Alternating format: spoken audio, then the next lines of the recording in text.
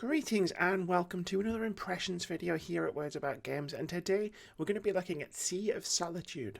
Sea of Solitude is a narrative-driven adventure game in which you play as Kay, a young woman alone in a submerged city. With no idea how or why she's in the city, Kay must take a trusty boat and explore the sea, trying to figure out why she's been turned into a monster and find a way to turn herself back. Sea of Solitude is one of the few non-horror games I've played that comes with a trigger warning up front about the themes and content you'll find within. And it more than earns this warning.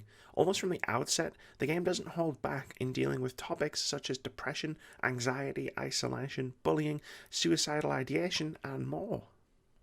I'm going to keep this video as spoiler-free as possible, but it's worth noting that Sea of Solitude deals with some really heavy themes without pulling any punches, creating a powerful narrative centered around Kay and the people she loves.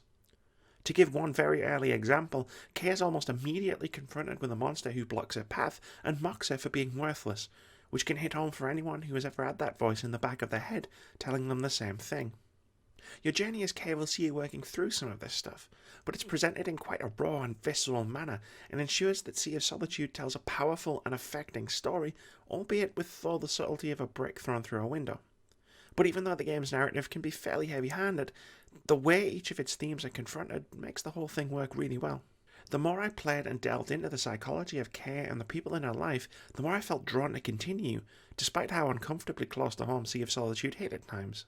I'm not sure how well the narrative would work if you've never experienced any of the things Kay and the other characters struggle with, but for me personally, I found the story to be equally evocative and unsettling, if a bit clumsy from time to time. Evocative is also a great way to describe the beauty of the world Jomei Games have created. Sea of Solitude frequently looks great, and you'll frequently stumble on some really nice views during your travels. The game's monsters are also deeply unsettling, and there were a couple of specific moments where I was genuinely unnerved by the horrors I was facing, both from a narrative context and by what I was actually seeing on the screen. Unfortunately, despite the strength of the narrative and presentation, the gameplay in Sea of Solitude doesn't quite hold up as well. You'll spend your time exploring the sunken city of Sea of Solitude, either in your boat or on foot, following Glowy, a glowing ball of light that leads you to your next objective. Mostly you'll spend your time solving light environmental traversal puzzles as you try to figure out how to get from one place to the next. Moving is fine for the most part as you run, jump and climb between different areas. It's when you start getting into anything more involved that Sea of Solitude, for the most part, doesn't quite work. To its credit, the game isn't afraid of mixing things up, throwing new mechanics at you fairly regularly, or iterating on mechanics that have come before. There are a few neat ideas here, such as one quite tense stealth section that sees you needing to avoid sinister shadowy enemies as you make your way through a completely dark area, with only the glowing red eyes of your enemies for comfort. For the most part though, I found myself either bored or frustrated by most of the gameplay in Sea of Solitude.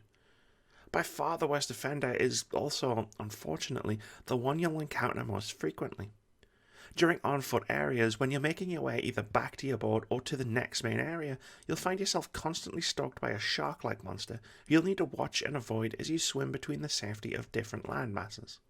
What were, at first, quite tense sections quickly became tedious as the platforming became more involved, with the number of platforms you need to utilise and time you spend in the water both increasing. It just became quite dull to simply stand and wait for the monster to swim far enough away for you to cross the water, and any attempt to speed the process up was met with death. It also didn't help that despite a button that lets you focus on the monster itself, it can be quite difficult to keep track of, leading to inadvertent deaths where you didn't realise there was a tunnel through a building, for example. Sea of Solitude is still a worthwhile experience, despite some missteps in its core gameplay.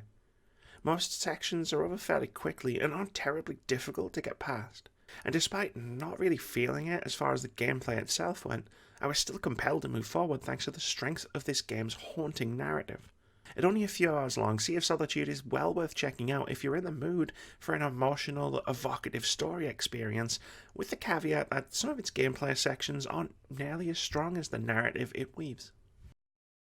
Thank you very much for watching this video. If you've enjoyed it, please leave us a comment, like, or subscribe to the channel if you haven't already.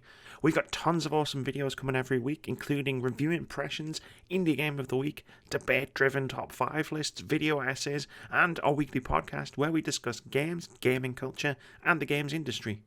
We also stream 3 times a week at twitch.tv/wordsaboutgames. But most importantly, Have a fantastic day.